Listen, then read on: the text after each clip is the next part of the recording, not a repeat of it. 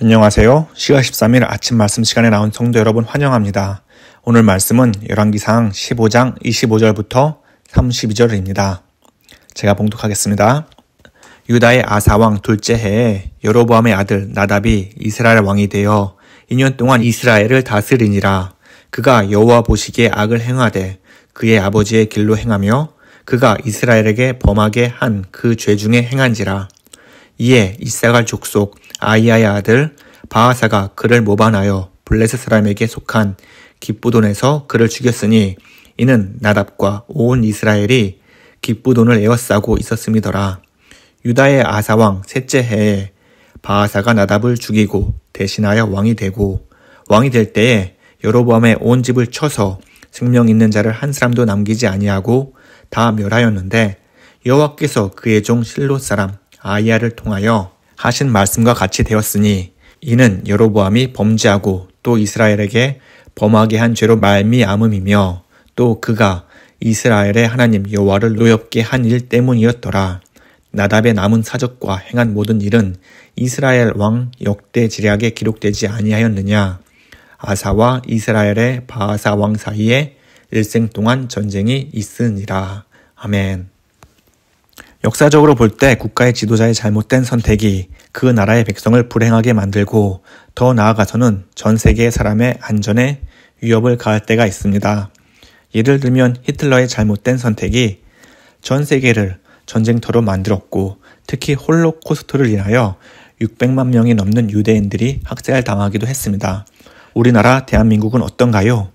70여 년 전 김일성의 오판으로 나라를 전쟁터로 만들었으며 그때 입은 상처는 여전히 우리 마음속 한켠에 자리 잡고 있습니다. 그렇기 때문에 국가의 지도자가 어떤 일을 선택하고 결정할 때에 나라와 국민을 위해 바르게 판단하고 신중해야 합니다. 북이스라엘을 세운 여로보암은 자신의 어리석은 판단으로 나라가 우상으로 가득하게 만들었습니다. 여로보암은 22년 동안 나라를 다스리는 동안 반유다 정책을 펴면서 우상에 의한 우상을 위한 나라로 만들었습니다. 그의 뒤를 이은 나답 역시 그의 아버지를 따라 여호와 보시기에 악을 행하며 나라를 다스렸습니다. 시간이 흐를수록 우상의 영향력은 왕을 비롯한 백성들 마음속에 깊숙이 들어갔습니다. 27절을 보면 이사갈 족속 아이야의 아들 바하사라는 인물이 나옵니다. 바하사의 뜻은 바알은 태양이시다 라는 의미입니다. 바알을 섬기는 이름이 이스라엘 백성들 중에 있다는 사실이 충격적이면서도 그들의 삶 가운데 우상의 영향력이 얼마나 대단했는지 보여주는 대목입니다. 일제강점기에 일제가 우리나라 민족의 전통적 뿌리를 말살하기 위해 창씨개명을 강요한 것처럼 이스라엘 사람이 이런 이름을 사용하는 것은 육신의 조상은 아브라함이지만 하나님의 백성임을 포기하며 스스로 이방인이 되는 모습을 보여주는 것입니다. 이런 불경스러운 이름을 사용하는 자들이 있었음에도 나답은 아무런 조치를 취하지 않았습니다. 나답의 선택과 판단은 그의 백성을 구하는 것이 아니라 죽음의 길로 이끄는 것이며 그 또한 하나님의 무서운 심판대에 서 있게 만들었습니다. 오늘날 우리는 빠르게 변화하는 세상 속에 살고 있습니다. 이런 세상 속에서 우리에게 요구되는 것은 우리가 바르게 보고 진리를 말하며 하나님의 세밀한 음성을 듣는 가운데 정확하게 판단하고 결정하는 능력입니다. 우리 손에 쥐어진 핸드폰을 통해 세상의 모든 소식과 원하는 지식을 얻을 수 있습니다. 지식의 홍수 속에서 아무 생각 없이 손이 가는 대로 이런저런 채널을 보다 보면 어느새 그들의 논리에 현혹되고 세상 여러 현상에 편향된 마음을 갖게 될 때가 있습니다. 그래서 극단적인 생각으로 좌우로 편을 나누고 서로 비난하고 헐뜯고 미워하며 나와 생각과 뜻이 다르면 모두 적으로 인식하는 사람들을 우리는 종종 볼 수 있습니다. 혹시 우리 모습 중에 이러한 모습이 있는지 우리는 돌이켜봐야 할 것입니다. 성도 한 사람 한 사람이 모여 교회를 이루듯 한 사람 한 사람의 생각과 태도 그리고 그 가운데서 이루어지는 여러 결정들은 매우 중요합니다. 성도 한 사람의 잘못된 결정과 행실로 인해서 교회 전체를 흔들 수도 있고 믿음이 연약한 자들에게 큰 상처를 주어 교회를 떠나도록 만들 수도 있습니다. 게다가 성도의 잘못된 행실로 인해서 교회가 세상으로부터 지탄을 받을 수 있고 세상을 향한 교회의 영향력은 점점 줄어들 수도 있습니다. 그렇기 때문에 우리에게 필요한 것, 더욱더 말씀을 바르게 보고 진리를 말하며 세밀한 음성을 들으면서 하나님이 주시는 바른 선택과 결정하는 능력을 우리는 키워야 하는 것입니다. 죄를 보고도 묵과한 나답에게 하나님은 가만두지 않으셨습니다. 나답이 팔레스타인에게 빼앗겼던 영토 기브돈을 되찾기 위해 온 이스라엘을 동원해서 기브돈을 에워쌌을 그때에 이사갈 족속 아히야의 아들 바아사가 그를 모반하여 죽였습니다. 왕이 된 바이사는 나답의 모든 집을 비롯한 여로보암의 온 집을 한 사람도 남기지 않고 죽였습니다. 성경은 왜, 어째서 바아사가 그를 모반하고 그를 죽이고 왕이 되었는지 설명하고 있지 않습니다. 그런데 우리가 알 수 있는 것은 하나님은 바아사를 통해 나답에게 심판을 내렸다는 것입니다. 오늘 말씀 29절 하반절을 보면 여호와께서 그의 종 실로 사람 아히야를 통하여 하신 말씀과 같이 되었으니 라는 구절이 있습니다. 이것을 통해 하나님은 자신이 이미 말씀하신 그대로 실행에 옮기면서 나답을 죽였고 여로보암과 그의 온 집안 사람을 한 사람도 남기지 않았습니다. 나답이 팔레스타인과 전쟁을 하면서 자신의 부하에게 살해당할 것이라 생각했을까요? 그의 계획은 기브돈을 얼른 되찾고 나라를 크고 강하게 만들어서 남유다를 공격하는 데 목표를 세웠을 것입니다. 그는 전쟁 중에 허망하게도 자신의 백성에게 죽임을 당할 것이라고는 생각지도 못했을 것입니다. 예수님께서 이렇게 말씀하셨습니다. 천지는 없어질지언정 내 말은 없어지지 아니하리라. 그러나 그날과 그때는 아무도 모르나니 하늘의 천사들도 아들도 모르고 오직 아버지만 아시느니라. 우리에게 임할 심판이 언제 어디서 어떻게 올지 모릅니다. 오늘일 수도 있고 내일일 수도 있고 잠시 후일 수도 있습니다. 사람은 누구나 과거와 경험에 비추어 미래를 예상하며 계획을 세웁니다.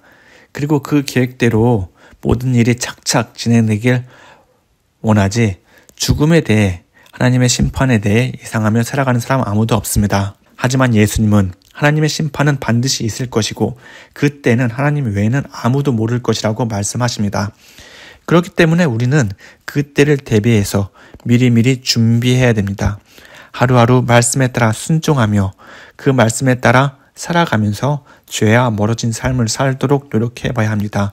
그리고 늘 우리의 삶을 되돌아보면서 우리가 얼만큼 하나님 말씀에 멀어진 동떨어진 삶을 살았는지, 얼마나 하나님의 말씀을 순종하며 살지 않았는지 늘 깨달아 회개하면서 다시금 하나님께로 돌아가는 그런 삶을 살아야 할 것입니다. 북이스라엘은 안타깝게도 바아사가 왕이 되면서 그의 이름처럼 더욱 우상을 섬기면서 악을 행하고 살았습니다.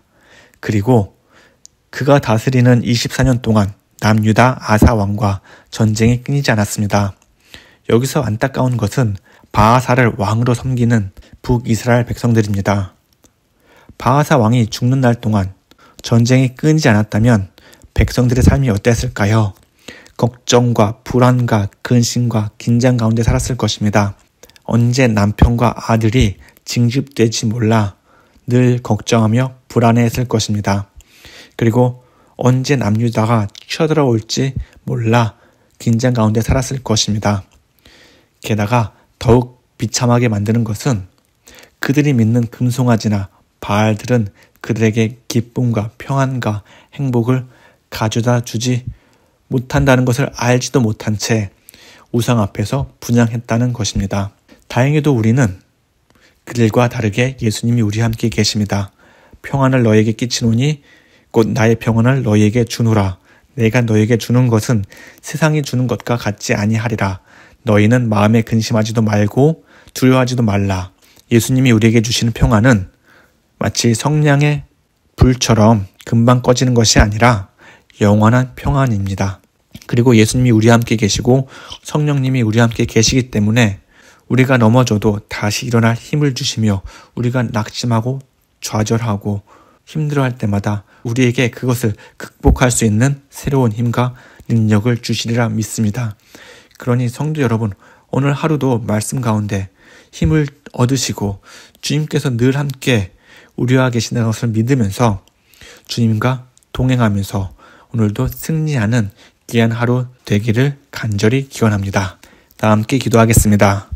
사랑과 은혜가 충만하신 하나님 아버지, 하나님께서 언제나 우리와 함께 계시고 우리에게 늘 부족함 없이 모든 것을 채워주심을 감사합니다. 하나님, 우리가 오직 하나님 말씀으로 인하여 바르게 보고 듣고 행동하는 주의 백성이 되게 하여 주시옵소서. 세상이 아무리 빠르게 움직인다 하지만 세상에 휩쓸리지 않고 오직 하나님 말씀으로 중심을 잡아 선악을 분별하게 인도해 주시고 죄의 길이 아닌 오직 하나님 보시기에 선한 길로 걷도록 주님 인도해 주시옵소서. 세상이 우리의 믿음을 시험할 때가 많이 있습니다. 우리 앞에 있을 수많은 문제들 속에서 주님의 백성답게 주님이 원하는 언행을 할 수 있도록 주님 우리에게 힘과 능력을 주시옵소서. 그래서 우리의 모습을 통해 하나님의 영광이 나타나게 해주시고 많은 사람들이 우리의 모습을 통해서 예수님이 살아계심을 보고 느낄 수 있도록 주님 우리를 사용하여 주시옵소서. 하나님, 세상에 전쟁과 지진과 기근이 끊이지 않고 있습니다. 우리에게 은혜와 자비를 내려주셔서 전쟁이 끝나게 해주시고 지진과 기근으로 피해를 보고 있는 사람들을 돌보시고 그들에게 하나님의 영원한 평안이 임하게 해주시옵소서. 하나님, 오늘도 우리의 삶을 주님께 맡깁니다. 오고 가는 발걸음 주님께서 인도해 주시고 오늘 하루 살면서 그 어느 때보다 더욱더 하나님의 사랑을 듬뿍 받고 하나님이 나와 함께 계시다는 것을 늘 체감하는 그런 하루 되게 하여 주시옵소서. 감사합니다.